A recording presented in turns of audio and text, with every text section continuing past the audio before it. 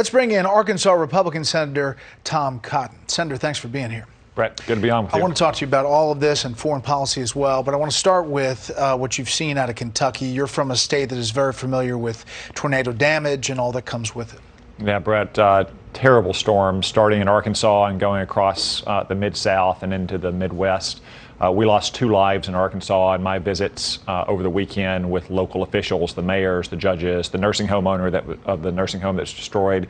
One constant refrain I heard is that they couldn't believe that more life wasn't lost. But thanks to the quick wits and bravery of our fellow Arkansans, we only had 2 lives lost, which are tragic. From Arkansas right there. Yeah, some of the scenes you've seen from Kentucky and Mayfield in particular is just heartbreaking. So my prayers and condolences go out not just to my fellow Arkansans, but all fellow Americans who are affected by these storms.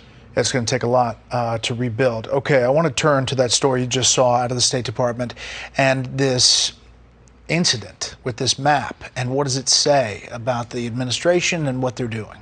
Well, it projects pathetic weakness, Brett, when Joe Biden convenes a summit for democracy, and then he has a member of Taiwan's cabinet speaking to other democracies, and they cut the feed simply because it shows Taiwan and China in different colors on the map. I don't believe for a minute that it was merely a technical issue.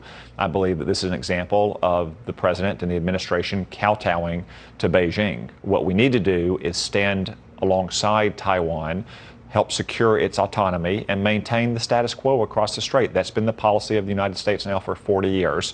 But Beijing is the one that is now threatening Taiwan, threatening to change that status quo by force, not by negotiation. Here is Josh Rogan with the Washington Post speaking on Brian Kilmeade's radio show. It's some technical guy in the State Department who sees this guy put up a map of Taiwan and is like, oh, wait a second, we didn't know about that. Cut to commercial. Okay. And then everyone's like, oh my God, what happened? The White House told us to do it. Okay. So it does speak to something like a greater problem with this democracy summit because, they wanted to include Taiwan, but only so much. Eventually we have to acknowledge that Taiwan acts like a country, walks like a country, talks like a country. It's a democracy. If we're going to support it, we have to call it what it is. It's a country. What would you do differently? Well, first off, Joe Biden should apologize for what happened. Someone should be held accountable in his administration. Someone should be fired for what happened. But Joe Biden should apologize for what happened, say it shouldn't have happened, and he should make clear that the United States will help Taiwan defend its own sovereignty. That starts with significantly expanding and accelerating arms sales, things like missiles and anti-ship mines, helping Taiwan get its own reserve forces in order, making sure that Taiwan is strong enough that communist China never attempts to go for the jugular there. That's the best way to avoid a war in the hottest flashpoint in the world is to make it clear that the United States will stand alongside Taiwan's democracy. I asked Defense Secretary Austin about this. Take a listen. So what would the U.S. do if China invades Taiwan? Again, our policy remains the same. Our one China policy remains the same. We're committed to helping Taiwan develop and maintain the capability to defend itself. So we're going to do everything in our power to help prevent conflict and dial down the temperature whenever possible. So that last part, dial down the temperature. You have China and Taiwan. You have Russia and Ukraine. There are a lot of people in the country who say, Senator, we don't want to be in another war anyplace. And if there's aggression, how do you do that without getting into a war? Well, of course, we don't want to have another war anywhere in the world. We always want to try to deter and prevent war. But the best way to do that, as George Washington said, our very first president, is to be prepared for war. That's the best way to preserve the peace.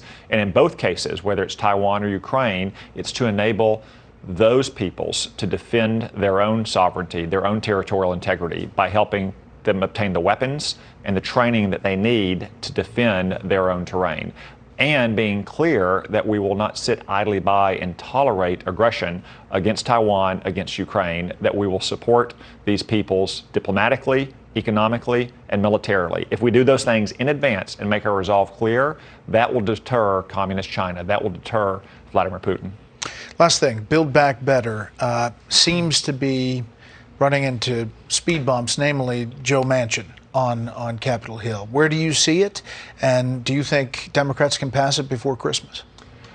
Well, I certainly hope not. You know, I do give Joe Biden credit for this, Brett. Last month, we learned we had the highest inflation rate in 30 years. He said he was going to do something about it. On Friday, he did. We have the highest inflation rate in 40 years now.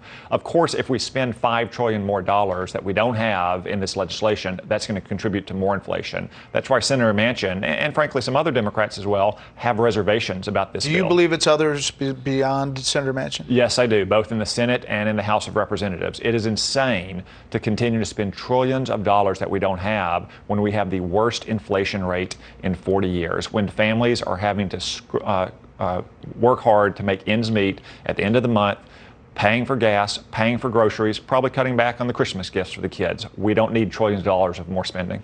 Senator Kyl, we appreciate the time. Thank you, Brett.